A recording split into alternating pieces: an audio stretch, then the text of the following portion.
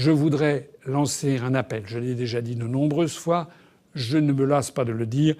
J'appelle toutes les personnes qui m'écoutent et qui ne l'ont pas encore fait à se rendre dans leur mairie ou bien à aller sur leur ordinateur et à signer la pétition pour le référendum sur Aéroport de Paris. On a appris ces jours-ci qu'on n'était pas encore arrivé au premier million de signatures. Je rappelle qu'il faut 4 600 000 signatures. C'est un nombre démentiel. C'est une honte. Cette réforme constitutionnelle qui avait créé le référendum d'initiative partagée nécessite 10% du corps électoral. On n'a jamais vu ça dans aucun autre pays du monde. Nous avons dit, lorsque j'ai présenté mon programme, j'avais dit que pour ce qui nous concernait, il nous faudrait avoir à peu près, pour un référendum d'initiative citoyenne, en toute matière, il suffirait d'avoir 700 ou 800 000 signatures. Si notre proposition était actée dans la Constitution française, ça y est, nous aurions notre référendum. 700 000 signatures validées par un système informatique, ça n'est pas rien. Mais 4 600 000, c'est tout simplement impossible. Alors, à l'impossible, j'espère que les Français diront l'impossible n'est pas français. J'appelle à la mobilisation générale.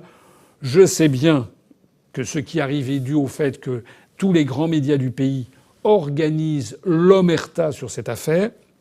France Inter a refusé de passer des spots qu'avait préparés, je crois, le Parti communiste français à juste titre. C'était des spots pour appeler les Français à signer la pétition pour ADP. France Inter a dit que c'était contraire à, comment dirais-je, à la neutralité du service public. Enfin, on croit rêver. Alors que c'est un problème d'information. Le CSA, Courage Fillon, est passé sous la table, a refusé d'imposer cela. Donc actuellement, il y a la conspiration du silence sur l'existence de cette pétition. On a, je crois, jusqu'au mois de mars de l'année prochaine pour signer. Il y a la conspiration du silence. C'est un vrai scandale. C'est un vrai scandale parce que des sondages ont été effectués qui tendent à montrer que s'il y a un référendum sur la privatisation d'Aéroports de Paris, il y aurait probablement 66, 70, 75% des électeurs qui voteraient contre. On le sait de façon certaine. Sauf qu'il y a peut-être 70 ou 75% des électeurs qui vont voter contre, mais il n'y en a que 2% qui ont signé la pétition. Pourquoi ? Parce que énormément de gens ne savent même pas que cette pétition existe, ne savent pas comment procéder.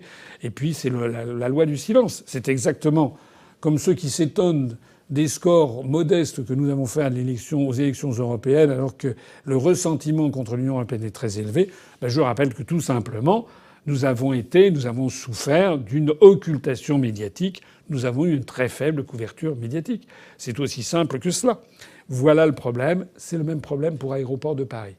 Essayons de lutter contre ça. Signons, faisons signer tout autour de nous la pétition pour avoir le référendum sur Aéroports de Paris.